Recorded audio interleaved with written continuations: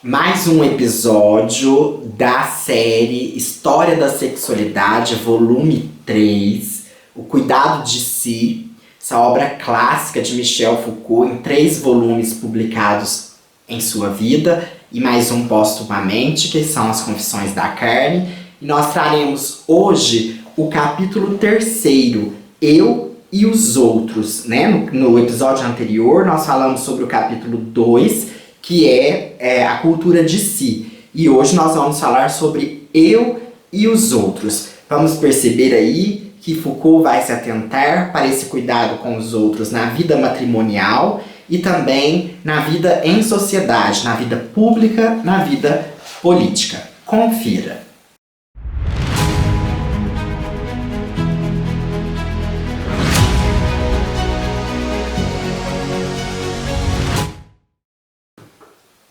Inicialmente, antes de adentrarmos ao capítulo 3º de História da Sexualidade, volume 3, O Cuidado de Si, né, o capítulo 3º é intitulado Eu e os Outros, eu gostaria de pedir desculpas pelas ausências aí. Eu devo ter ficado mais ou menos um mês fora aí de produzir vídeos, então eu peço desculpas. Tenho assumido aí alguns compromissos profissionais que me impediram de gravar neste tempo, e quero ver se a partir de agora, então, eu dou a sequência a um vídeo por semana, às segundas-feiras, às 15h30.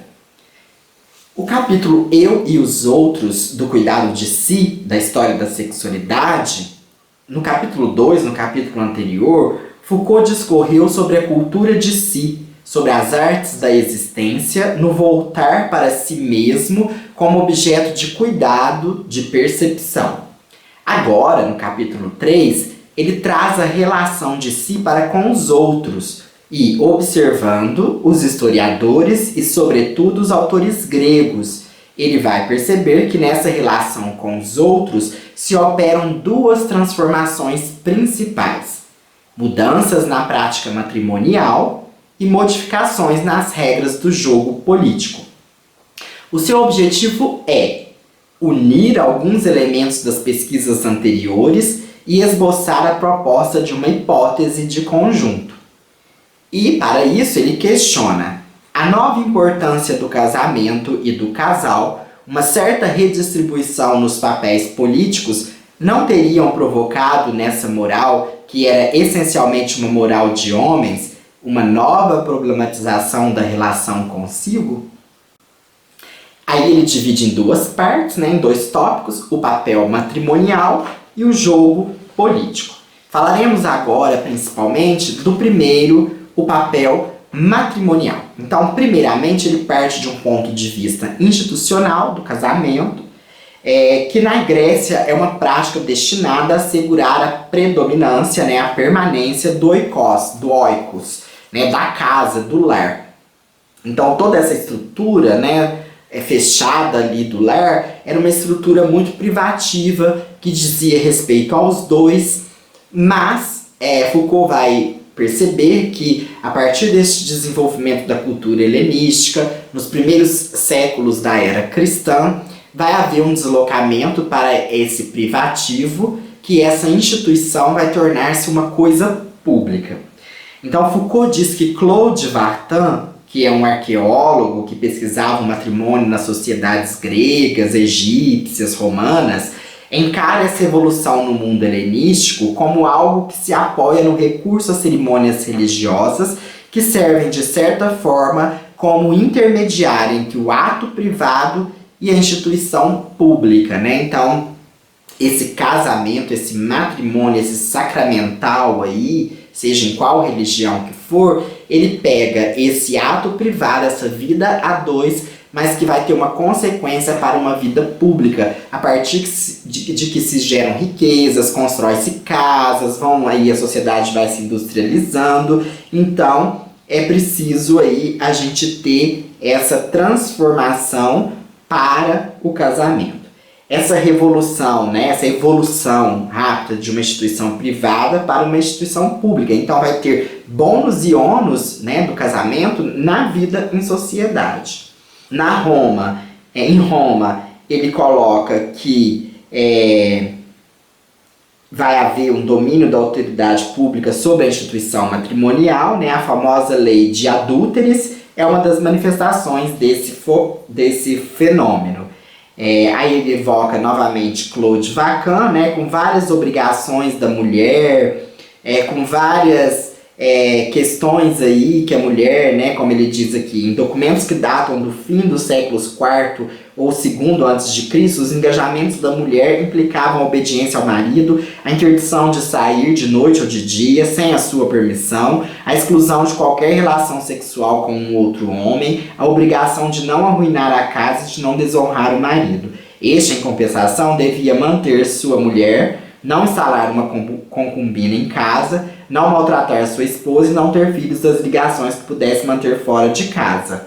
Mais tarde, os contratos estudados especificam obrigações muito mais estritas do lado do marido. Sua obrigação de prover as necessidades de sua mulher é tornada mais precisa, como também é especificada a interdição de ter uma amante ou um favorito e de possuir uma outra casa, na qual ele poderia manter uma concubina. Como observa Claude Vacan, nesse tipo de contrato é a liberdade sexual do marido que está em causa. A mulher será agora tão exclusiva como o homem. E há uma relação muito grande aí com a Bíblia, né, com a moral cristã.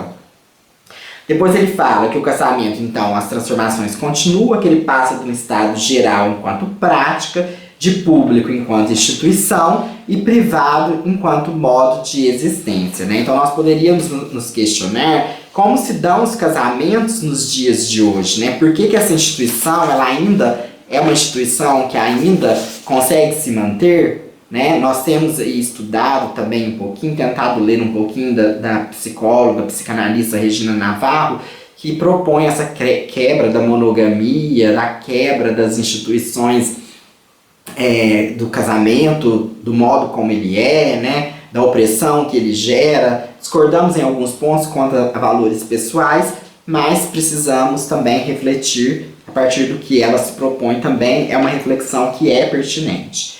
E aí, na página 105, né, finalizando esse primeiro, né, tópico que diz respeito ao papel matrimonial, ele coloca: ora, se é verdade que a reflexão moral sobre a boa conduta do casamento tinha por muito tempo procurado seus princípios numa análise da casa, do oikos, do oikos e de suas necessidades intrínsecas, compreende-se o surgimento de um novo tipo de problema, em que se trata de definir a maneira pela qual o homem poderá constituir-se enquanto sujeito moral na relação de conjugalidade. Como se dá o homem, né? E aí não só o homem no papel do macho, né, do masculino, mas também a fêmea, o feminino, a mulher, o homem, a mulher. Hoje nós pensamos com Butler, né, que aí vai fazer essa releitura Foucaultiana da história da sexualidade para trabalhar as questões de gênero. Como que se dá a constituição desse sujeito moral dentro da conjugalidade, né? Conjugar ou comunhão também tem as mesmas derivações, é você estar junto com o outro, né? Então como que se dá essa relação? No capítulo anterior falávamos de enquanto as práticas que constituem o si, e agora estamos falando dessas práticas que constituem o si, mas também numa relação com o outro. E aí ele coloca, né, a questão do jogo político, porque o homem ele vai viver numa vida pública, numa vida que tem os seus papéis políticos, nem que seja o papel como nós vamos viver logo em breve, o papel de eleitor, vamos estar exercendo este papel de eleitor, né? E aí ele coloca assim: enquanto a ética antiga implicava uma articulação bem estreita entre o poder sobre si e o poder sobre os outros, e portanto devia referir-se a uma estética da vida em conformidade com o status, as novas regras do jogo político tornam mais difícil a definição das relações entre o que se é e o que se pode fazer, o que se é obrigado a realizar. A constituição de si mesmo enquanto sujeito ético de suas próprias ações se torna mais problemática.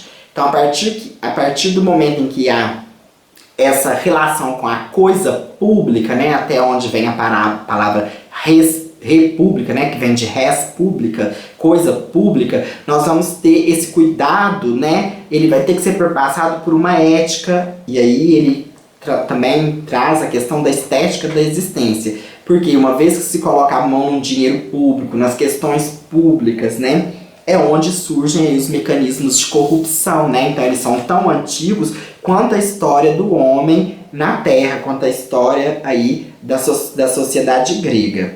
Então ele coloca, né, em Sêneca, eu vou trazer aqui duas reflexões que ele coloca dos autores gregos, uma em Sêneca e outra em Epíteto ou Epiteto, né? Ele coloca, em Sêneca ele coloca na página 111, procuremos alguma coisa que não se deteriore dia após dia e a que nada possa ser obstáculo. E qual é essa coisa? É a alma. Entendo uma alma reta, boa e grande. Só se poderia nomeá-la dizendo, trata-se de um Deus que se fez hóspede de corpo mortal. Essa alma pode cair no corpo de um cavaleiro romano, assim como no corpo de um liberto, de um escravo.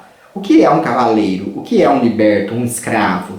Nomes provenientes do orgulho e da injustiça. É impossível lançar-se até o céu, saindo-se do mais humilde alojamento, de pé, portanto. E aí em Epíteto ele coloca, teu negócio é viver em palácios de mármore e velar para que escravos e clientes te sirvam, vestir roupas que atraem olhares, ter numerosos cães de caça, tocadores de cítara e atores trágicos. Por acaso te disputo isso tudo? E tu, por acaso, te preocupas com julgamentos de tua própria razão? Né? Então, essa é a fala do Epíteto, e aí Foucault coloca embaixo também na página 112.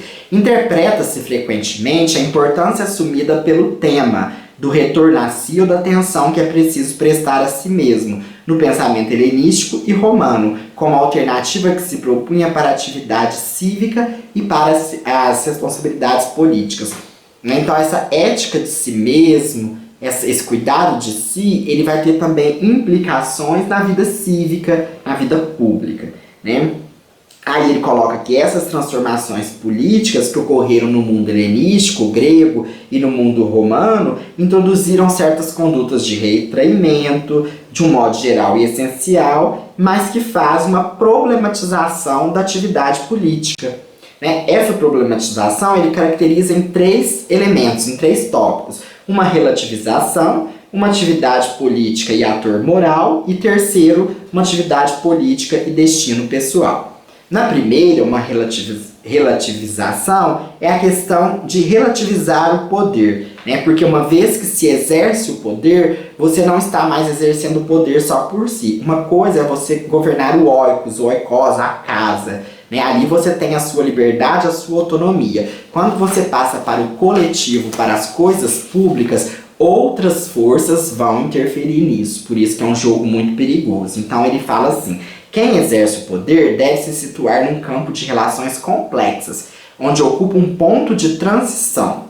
Seu status pode tê-lo colocado ali, mas não é esse status que fixa as regras a serem seguidas e os limites a serem observados.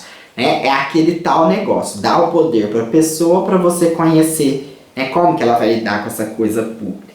Depois no 2, atividade política e ator moral, ele vai fazer essa relação, né, como que esse sujeito ele se desenvolve na sua moralidade no jogo político.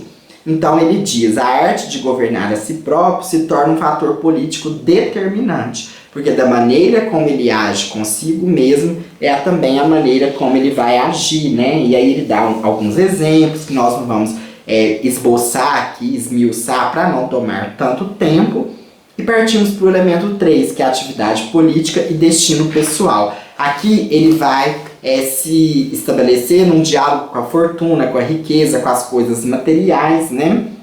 E aí, para isso, para lidar com esses elementos, o sujeito político ele tem duas opções, né? Uma simples alternativa de abster-se ou participar. Mas essa própria alternativa dizia respeito a uma problematização mais geral. Dizia respeito à maneira pela qual se devia constituir enquanto sujeito moral no conjunto das atividades sociais, cívicas e políticas. Dizia respeito à determinação daquelas dentre essas atividades que eram obrigatórias ou facultativas, naturais ou convencionais, permanentes ou provisórias, incondicionais ou recomendadas somente em certas condições. Concernia também as regras que era preciso empregar quando essas atividades eram exercidas e a maneira pela qual convinha governar-se a si mesmo, para poder tomar o próprio lugar entre os outros, fazer valer a parte legítima de autoridade e, em geral, situar-se no jogo complexo e móvel das relações de comando e subordinação, que é aquilo que ele vai falar do governar e do ser governado, né? Foucault escreve depois técnicas de governamentabilidade, né? Ele vai se interessar por essa questão também. E aí peço desculpa por estar trazendo muitas citações, mas não tem como a gente não ir no texto original. Então, na página 122, finalizando o capítulo, ele fecha, né, essa reflexão. Pode-se ver, através dessas mudanças na prática matrimonial ou no jogo político, de que maneira foram transformadas as condições nas quais se afirmava a ética tradicional do domínio de si.